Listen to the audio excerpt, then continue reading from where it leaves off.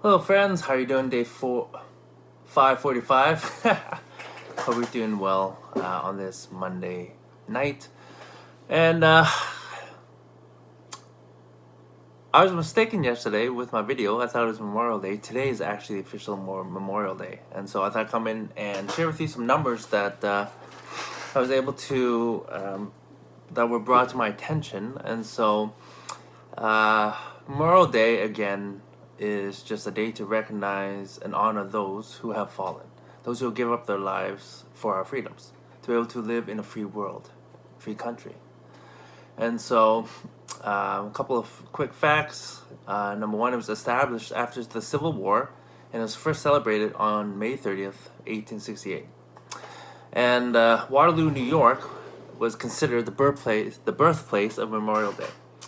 In 1971, it was actually made an official holiday, where now it's actually celebrated on the last Monday of May. And then just over a decade ago, in 2010, Congress actually made it a national moment of remembrance. Through Congress, made a national moment of remembrance, which encourages people to stop at 3 p.m. for a moment of silence. And so, we live in 2022. I think having wars are now, it's ridiculous. Have we not placed a high enough value on human life? Or life in general. And so, sometimes we may think we've moved forward as a society, but have we really?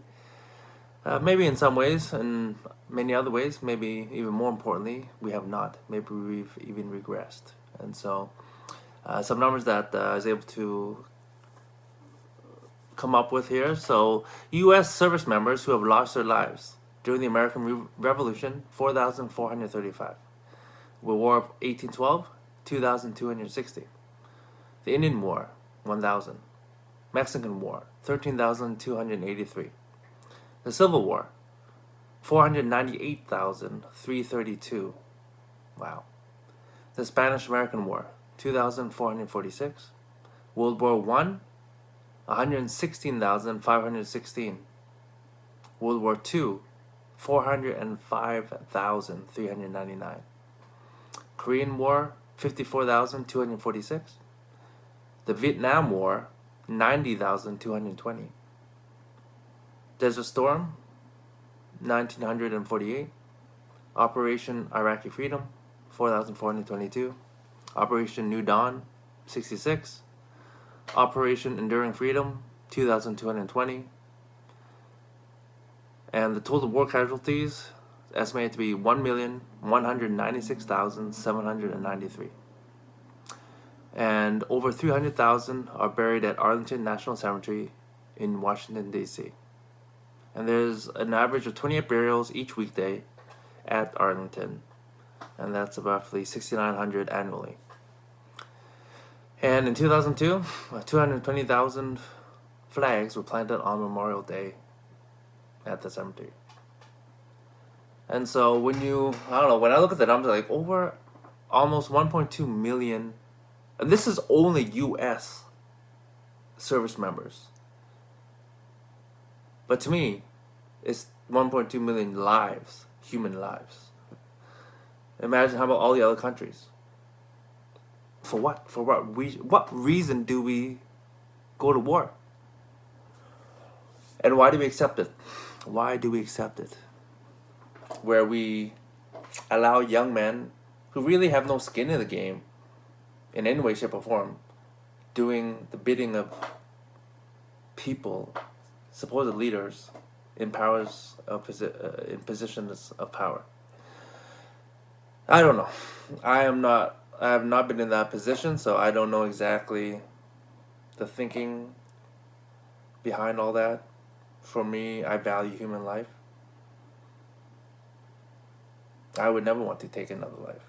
The only reason I could see myself doing it is just to stay alive myself. But to go out there and kill others now, it's like, really? It saddens my heart just to think about that. And then with all the people who died, guess what? That's also it also kills the potential that these young men had,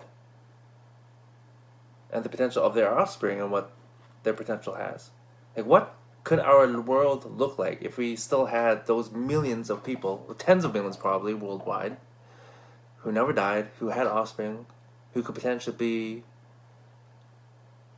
the next amazing leaders that transforms this world? All that potential wasted, lost.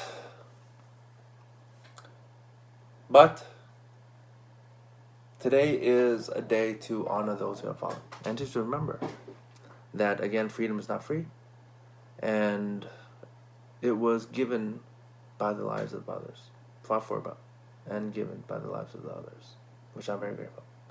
And so I just want to share some numbers with you that really hit me. I was like, wow. And this is just American. You know.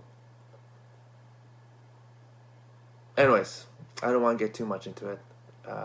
But that's, my hope is that we stop killing people and instead replace that hate or that need for control or power, and we replace it with love and compassion and unity and empathy and collaboration to work together. Because there's more than enough in this world for all of us, in every way, shape, or form. Enough food, enough shelter, enough clothes, enough resources. There's more than enough. We just need to work together to make that happen. And so hopefully this video helps stir something inside of you, or maybe plants a seed. But we all have our place in this world to be able to make it a better place. And again, my message to all of you is it starts with the person in the mirror. Just become better, 1% each day. Just become a better version of yourself today than you were yesterday. That's all it is. That's all it takes. Anyways, that's all I will ramble on about tonight. I hope you're doing amazing. Good night.